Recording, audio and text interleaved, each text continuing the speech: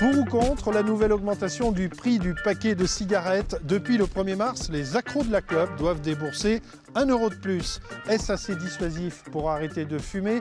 Quel avenir pour les professionnels qui voient d'un mauvais œil cette nouvelle augmentation? À titre indicatif, en Eure-et-Loire, en 20 ans, une cinquantaine de débits de tabac ont disparu. Les fumeurs prennent la parole. Dans C'est vous qui le dites. Bonjour. On va y arriver. Un clap pour Eric. Un clap pour Eric. La question qui tue.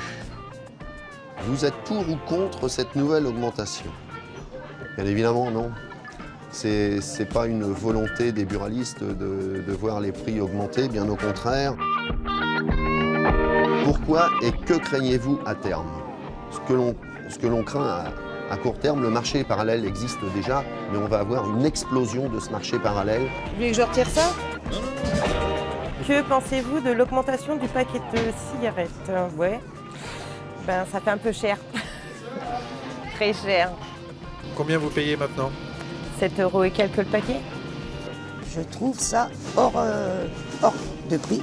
Et c'est une honte de s'attaquer aux fumeurs, c'est tout.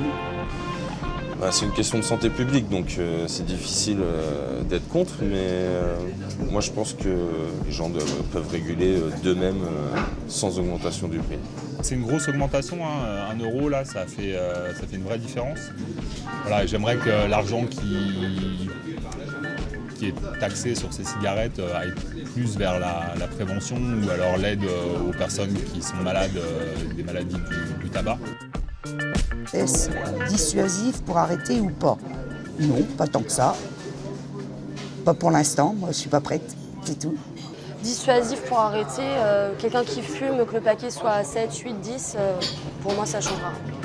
Je pense que c'est dissuasif malgré tout, parce que ça devient un budget très important pour un ménage. Si vous fumez un paquet par jour, ça fait déjà 210 € par mois, ça commence à faire beaucoup d'argent.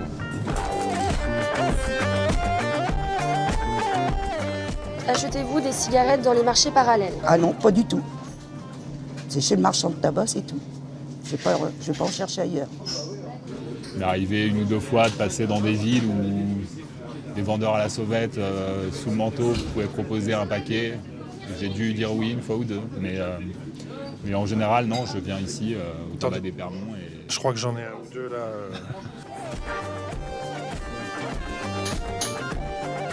Moins de cigarettes vendues signifie à terme moins de débit de tabac et la disparition d'un commerce de proximité. Qu'en pensez-vous? Bah oui, forcément, il n'y a pas de secret. Dans les zones frontalières, ça doit être une catastrophe, les baisses de chiffre d'affaires, ça doit être impressionnant. En 20 ans à peu près, dans le département d'Eure-et-Loire, il y a une cinquantaine de débits de tabac qui ont mis la clé sous la porte.